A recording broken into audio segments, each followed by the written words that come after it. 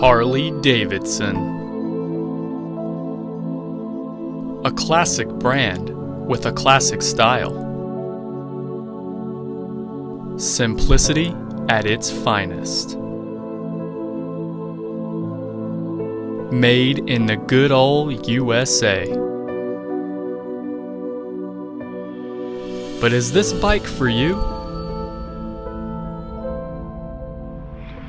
What's up everybody, it's me Eric B and welcome back to the channel. And as always, if you're new, please be sure to like and subscribe. And today I'm at Flip My Cycle here in Fayetteville, and what we're going to be doing a first ride on is this 2017 Harley-Davidson Sportster Roadster.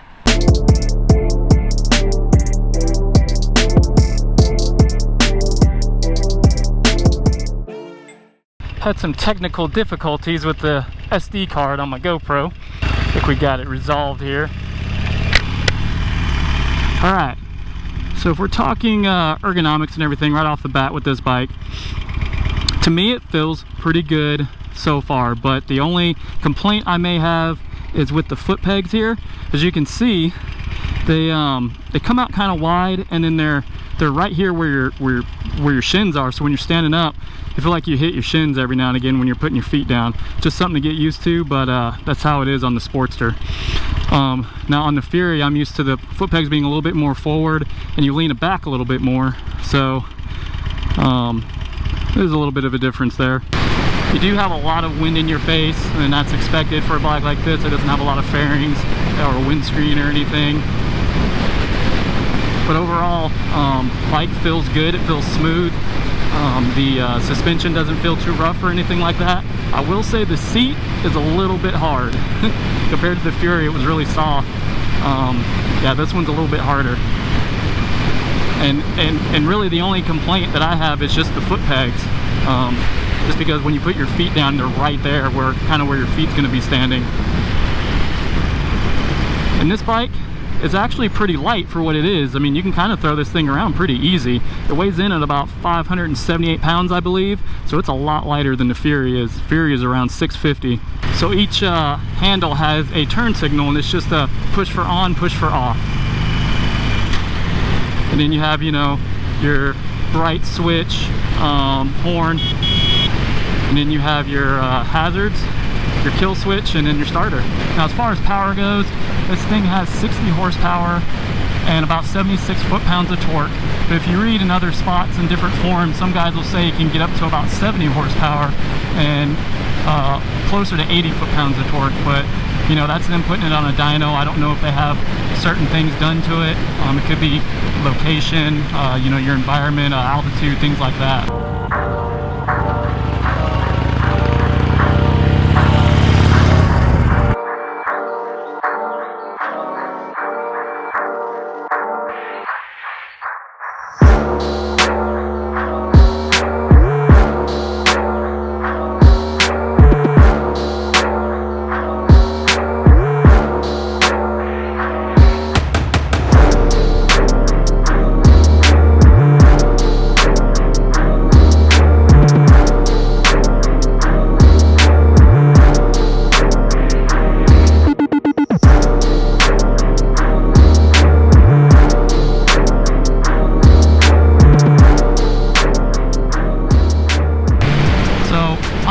Harley guy, and this is my first Harley that I've ridden, but so far if I had to choose a Harley or pick one to ride, it'd definitely be the Roadster. I just like the way that it looks. It has that nice classic retro styling, almost kind of like a cafe racer, if you will, and I think that's what really attracts me to Harley.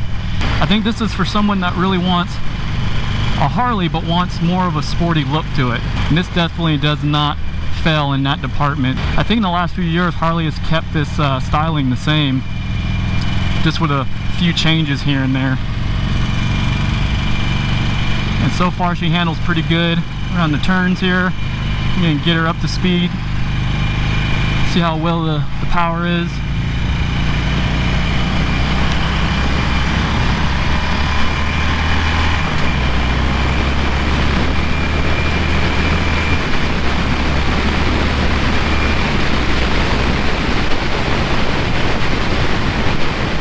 Yeah, so overall the power is pretty good. It's pretty linear. You get on the throttle, it gets down and goes. The torque is there.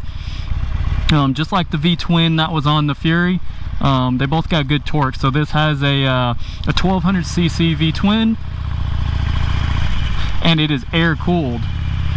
So as far as the heat goes on this thing, you just can't let it sit too long or idle, or it will get hot. And you can feel it when you're sitting in traffic at a stoplight. Kind of start to feel the heat creeping up on your legs. But overall, pretty good. After riding this bike for about 15-20 minutes so far, it's not uncomfortable. Like I said, the seat's a little hard. You know, that'll probably differ from person to person. But I really do like riding this bike so far.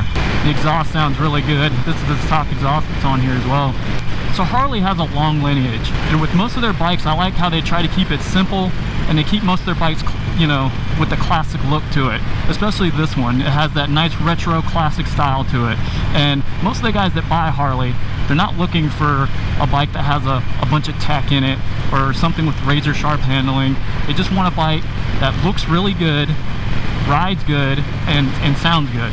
And that's what Harley's really good for. So these forks are inverted, and I don't know if all Harleys are like this, but I just noticed that.